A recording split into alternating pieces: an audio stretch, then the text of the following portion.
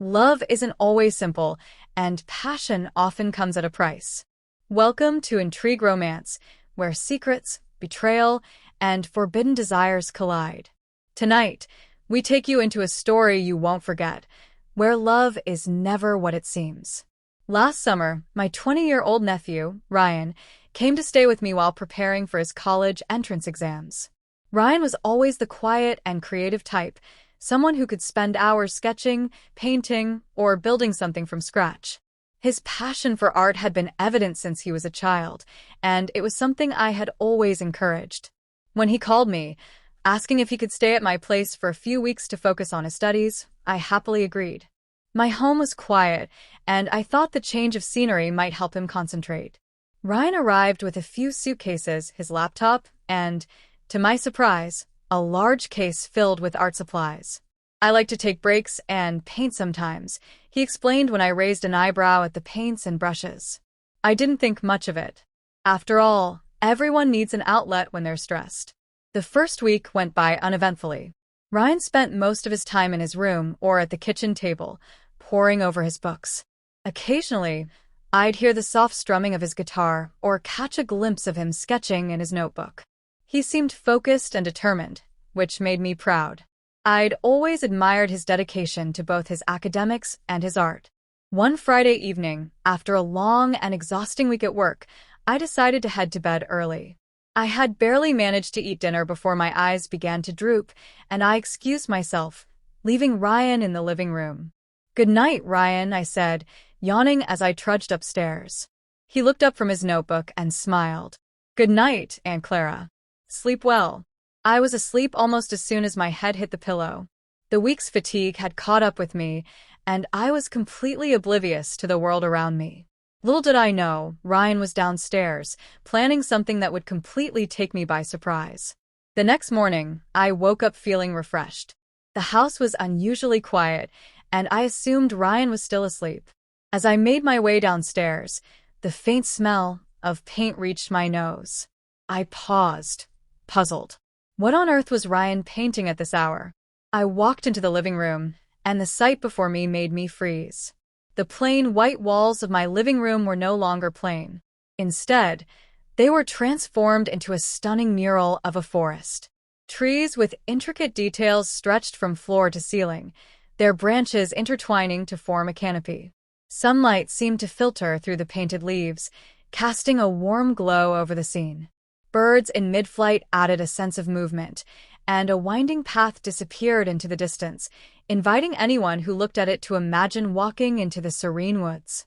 Ryan was standing in the corner, a paintbrush in hand, looking both nervous and proud. His clothes were smudged with paint, and there were dark circles under his eyes, as if he hadn't slept all night. "Good morning," he said hesitantly. "Do you like it?" I stared at the mural, my mind racing to process what I was seeing. It was beautiful, breathtaking even, but I couldn't believe he had done it while I was sleeping. "Ryan," I finally managed to say, "this is incredible. But you did this while I was asleep? What if I had woken up? Or, what if I didn't like it?" Ryan laughed, a sound filled with relief. "I took a chance," he admitted. "You've always talked about how much you love nature and how you wish the living room felt more vibrant. I wanted to surprise you. I know it was a bit risky, but I hoped you'd like it." I couldn't help but smile. The effort and thoughtfulness behind his gesture were overwhelming. "Like it?" I said, looking at the mural again. "Ryan, this is a masterpiece. I love it. But next time, maybe let me know before you turn my walls into a canvas?" Ryan grinned, his nervousness replaced with confidence. "Deal." Over the next few days, the mural became the talk of the neighborhood.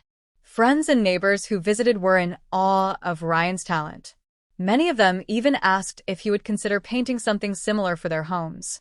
Ryan, ever humble, shyly thanked them but insisted that the mural in my living room was special because it was a gift. As the weeks passed, the mural became more than just a piece of art. It became a symbol of Ryan's creativity and our bond. Every time I looked at it, I felt a sense of peace and warmth, as if I were stepping into the forest myself. It also became a conversation starter, a way for me to proudly talk about my talented nephew and his incredible gesture. Ryan eventually finished his exams and returned home, but his mural remained. He would call occasionally to check in, and every time he'd ask, "How's the mural holding up?" I'd laugh and tell him it was as beautiful as ever, and that it never failed to bring a smile to my face. Months later, Ryan's mural led to an unexpected opportunity. A friend of mine who worked for an art gallery saw it and was so impressed that she offered Ryan a chance to showcase his work at an upcoming exhibit. When I told Ryan the news, he was stunned. "Are you serious?" he asked, his voice filled with disbelief. "Of course, I'm serious," I replied. "Your talent deserves to be seen by the world." The exhibit was a huge success, and Ryan's mural became the centerpiece of his display.